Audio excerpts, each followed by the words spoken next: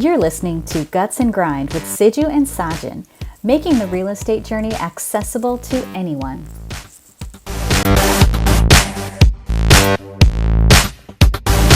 Okay, guys, welcome back. We are here with our latest and greatest episode 45 of the Guts and Grind podcast. I am here joined with my co-host, Sajin Abraham. Sajin. Hello, everybody. Hope everyone's doing well. We are doing well. Hope you're doing well. Yeah, man. How's everything been? Things are good, dude. Recently, we had to deal with like an eviction. When I say recently, it's been a few months. And so through that process of eviction, fixing up the house again and all that stuff. So it's, a bit of a headache, but we're at the finish line now. We actually have a tenant in line. So that's perfect. Like we went through all the stages of what we talked about in season 2, essentially, right? We're getting the house ready and all that jazz. And so now they're in, the contract's been set. I think they're moving in a few days. So, all is good now. You know what I mean? Like it's a journey to get there, but we're good now. How about yourself, man? How's everything going? I think that's a great point because this year's been, we show the fluff of real estate, right? And we always say, oh man, it's a great investment, and there's no issues. It's far from it, right? I mean, this year for me, and I think I've told you this, is personally, it has probably been my worst tenant wise in the sense that I've had to flip 3 tenants out of my home. So it's just like, it's tough, but those are some of the things that you got to kind of go through, right? Like nothing is ever easy, right? Nothing is, if it was easy, everybody would do it, right? Sure. Just like anything else, investing, you're going to have the ups and downs. But again, like you said, the light at the end of the tunnel is that, hey, you can always fix it, right? You can get out the bad tenants, put in a good one. And actually the upside of it is the 3 tenants or the 3 properties that I actually put new tenants in, I've raised rent on all of them, so I've because the rents have gone up, it was kind of, a blessing in disguise, right? So you have to kind of take the good with the bad, but I'm in the same boat. This year's been kind of a crazy year managing tenants, but all good. It's all things that, you have to kind of go through, right? Yeah, of course. It's a part of the game, right? I think you're right. Like we do kind of present this in the light of like, oh, wow, it's all roses and, butterflies and all that kind of stuff. And to the big picture, yes, it is. But when you get into the minutia, when you're in like the granular, there are headaches, like it's at the end of the day, it's a business, right?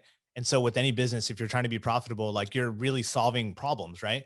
And so problems are headaches, right? And so you just have to deal with that kind of stuff. And for me personally, even though it's a headache and it's like, it's not a fun thing to deal with all these things, I still see the benefit of it. I still feel that it's worth it. So even though we're venting and we're talking about this, don't be discouraged, guys. Don't be discouraged. Keep on, going down this journey, please. It's a mindset. Just be prepared for it, right? Just be in the mindset of, hey, there's gonna be the ups and downs. It's just like life. You'll learn through a lot of it too. So with that said, episode 45, I know I didn't kind of introduce the title of it, but this is all about, we kind of went through the full gamut of purchasing a home all the way to vetting a client, vetting a tenant. And now we're at this last stage, which is basically the transfer of the keys to the tenant, which ultimately is going to be your moneymaker, right? So there's going to have somebody else that's going to be renting your home out, paying the mortgage, and you may be making a little bit of money on it. So we're going to cover a few of the things that are basically to tie up the loose ends for the final transfer of keys and kind of walking through, right? So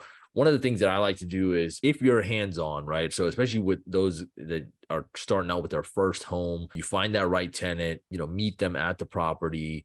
There's what's called an inventory form that has to be filled out. And it's basically covers all the rooms in the house, all the kitchens, all the layout, and pieces that are involved in transferring to the actual tenant. So let's just say when you're transferring keys, you may be giving them 2 sets of keys, a garage opener, mailbox key. All this stuff is written down as an inventory item. And it also gives the tenant an opportunity to, over the next couple of weeks, do an inventory themselves of the home.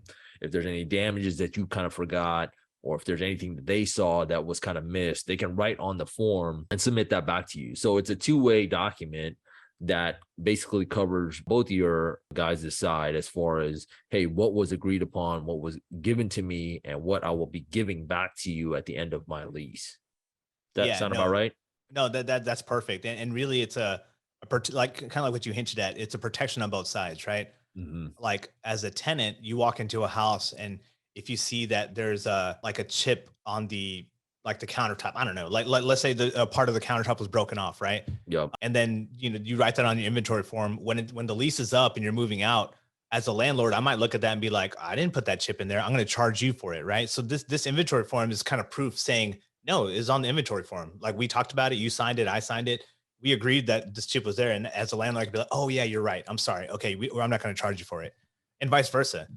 If you look at that and you find that chip there and it's like it wasn't on the inventory form, so that clearly means that you did this, so I'm going to charge you for it. So it's really just kind of setting the pace and saying, hey, this is where we stand as far as like this is what the property I'm giving to you. You've looked at it as well and you agree that this is the property except for these items. And that kind of goes to the next point, right? These items that they present to you on that inventory form, the landlord would have the ability to go in and say, hey, let me repair some of these things to make it a perfect home. Some items you might say, this is going to cost way too much and it's not detrimental to living in this house, so I'm not going to fix it. And as long as you agree to it, it is what it is.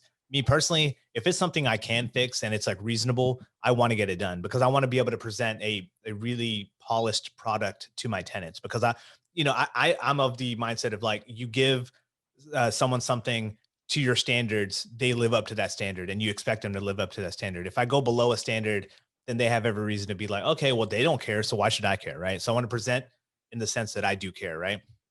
So personally, I would try to resolve those items as quick as possible. And, luckily, the time has passed, so I have enough, handyman on my roster to be able to say, hey, this thing is broken, can you please go fix that? Or, hey, these 3 items are, whatever it is, like they could just kind of knock it out. Again, there are certain extents where it's like, you might have a tenant that's extremely picky and they're going to say, oh yeah, like I can't even think of an example, but like this one thing is broken. And I'm like, well, this doesn't really affect your living, right? This Yeah. is not like a bad thing. Or it's like, there's a piece of chipped paint or something like that. Right. And I'm like, it's not really affecting you. So I'll make it very evident, say, hey, this is not something I'm going to fix, but we'll leave it on the inventory form. So that way, when you move out, it's noted. Right.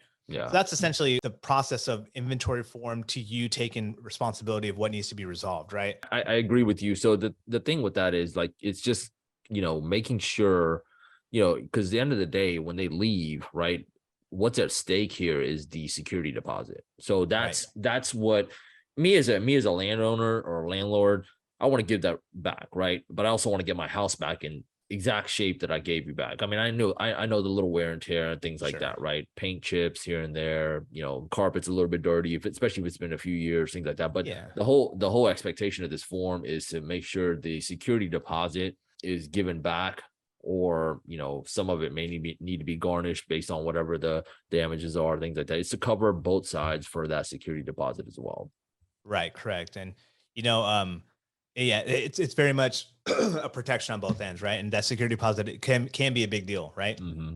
Yep. Depending on what you started off with. Like usually it's 1 month's rent. If people's credit isn't that well, I'll charge double rent, right?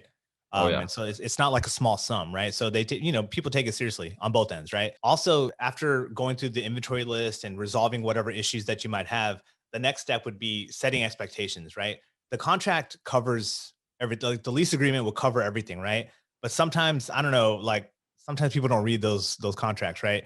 And so I think it's a good idea to reiterate what you think is important, right? Like saying like, hey, we expect you to take care of the lawn. Like sometimes that just gets overlooked. Like it's your responsibility to get the lawn mowed and water it on a regular basis and stuff. Because at the end of the day, if they don't do any of that stuff, it's on you, right? Like replacing sod is not a cheap or easy task, right? And so like you want to make sure you're getting ahead of it. Another thing that, just as an example, your AC filters, it's extremely important to change that out, right? Because it helps the longevity of your air conditioning unit. And so if you remind them of that and say, hey, it's your responsibility to do this, and there's a financial responsibility on your end as well to take care of it, like you want to be able to reiterate that kind of stuff. So, and also the context, right? Like if something does happen, to me personally, I want to get those calls. I want to know like, hey, something broke. I don't want them to be afraid to call and say, oh, they're going to charge me for this and that, whatever. Because at the end of the day, it's still your property, right? As a landlord, it's your property. You have to take care of it. It's going to end up in your hands anyway. So it's better to get ahead of a repair than not. And so it's important to let your tenant know like who to contact, whether it's yourself or you have a property manager, or if you just have a general handyman that you could trust and say, hey, if anything happens, call this guy and then we'll deal with the finances later. Did you have any thoughts on that? No, I think you said it well. And one statement that I would say is key to to hang on is people don't understand their lease, right? So they literally are just excited to move and try to get into whatever property they're trying to get approved for.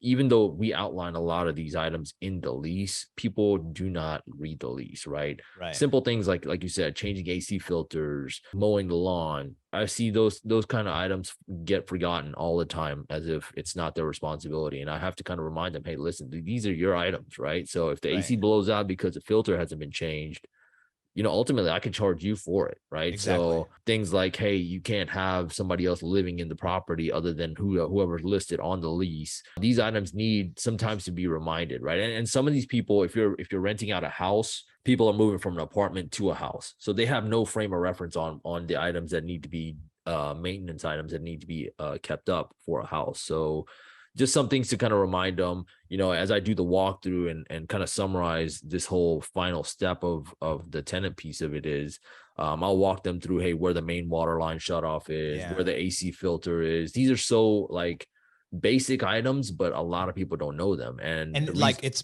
basic to us because like we know it, right? Like, I mean, for me, like 2 of the houses that I'm renting out are houses that I lived in. So I know exactly where everything is. Right. Yeah. And so we kind of forget that like not everyone knows. Right. And then we have to have that understanding of like, hey, let me just walk you through it. Even if you do know, like, it doesn't hurt for me to walk you through it. Right. I remember one time, like I would get an HOA notice from the HOA and they're saying, hey, you need your lawn mowed, or, hey, the mulch is running out. Like you need to replenish your mulch. And so I would reach out to the tenant and say, hey, this is something that came from the HOA. Please take care of it immediately. And they ping back and was like, oh, I thought that was your responsibility. And then I had to literally pull out the lease and say, section blah, blah, blah on page whatever of the lease indicates that this is your responsibility.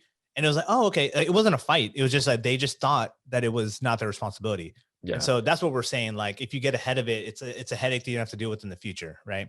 Oh yeah. So, you're trying to bulletproof your processes and your tenant and educate them, right? I mean, some of it is just education, right? So, this whole process of transferring the keys and finally giving, literally they're living and basically owning your home, right, for the length of the lease. So educating them and making sure they are fully up to speed on the property as best as you can will benefit you only in the long run, right? Make your life easier, and hopefully, just giving them the right contacts. What are the right processes? If they have an issue, how do they contact you? Do they contact you? Do they email you? Do they put in some ticket through a homeowner, home management system, whatever it is, right? So just educating them and kind of closing that loop. That way everybody feels comfortable. And that's what this last step is. Yeah, for sure. I think you can't prepare too much. You know what I mean? Like I feel like in every step that we're kind of wrapping up this season 2, the series and the season, in every step, you could kind of see if you're prepared and you're well organized, it makes your life way easier, right? In the process of running any kind of business, really. But in particular with real estate, if you're ahead of the curve and you kind of put yourself in front and say, I can anticipate that they might have this question, get in front of it. You know what I mean? And that's kind of what we're trying to say. The inventory form allows you to get ahead of it, right? Providing the right context allows you to get ahead of it, and setting the right expectations allows you to get ahead of it, because, there's a lot of ambiguity and people assume certain things, but the lease agreement is really what, at the end of the day, what you follow, right? And so if you can anticipate someone not reading the lease agreement, maybe it's a good point to just verbally talk about it, or, whatever communications you were saying, like just kind of list it out and say, hey, these are the particular things that I want you to be very mindful of. Right. And again, it's not like a thing to be mean or like lord it over anybody, but it's just, you want to have the right expectations on both sides. But that's it. I mean, we basically wrapped up the whole process from like beginning to end. If you go back and if you guys made it through this much of this episode, I'm telling you, we probably put out about 20 episodes that are all about from the beginning to end of the life cycle of getting a rental property, or any property for that matter. And I think it's a pretty complete picture, in my opinion, and I'm pretty proud of what we did. We kind of broke it down like step by step and made it super digestible, and hopefully you guys hung in there with us. For sure. And so the next episode is going to be a quick summary of it all, just so you could have a better picture of it. But I want to admit, like, we might have missed something. And so if you have comments or thoughts or something you want to share, like, please let us know. Like, comment below wherever you're watching this. You might be watching this on Facebook or YouTube or whatever it might be. Please let us know your thoughts. We want to make this better. like criticize us. We really want to know, is the lighting bad? Like, do you not like the tree in the background? Like, let me know. I want to know so we could like correct things, right? We want to make this a fun experience, and we want it to be a conversation. We don't want it to be just like us telling you. We're not experts. I don't view myself as an expert, but we've done this for a little bit, and so we want to share what we know. At the same time, we want to know as well. We want to learn as well. I feel like we kind of set this up as an opportunity to grow others, but we also want to grow as well. So please, 100%. like, if you have information, please like let us know your thoughts and comments, and we'd love to read them. 100%. With that said, we will wrap up this week's episode, and hope you guys are doing well. Till next time. Peace, guys. Later. Thanks for listening to Guts and Grind with Siju and Sajin. Be sure to tune in next time.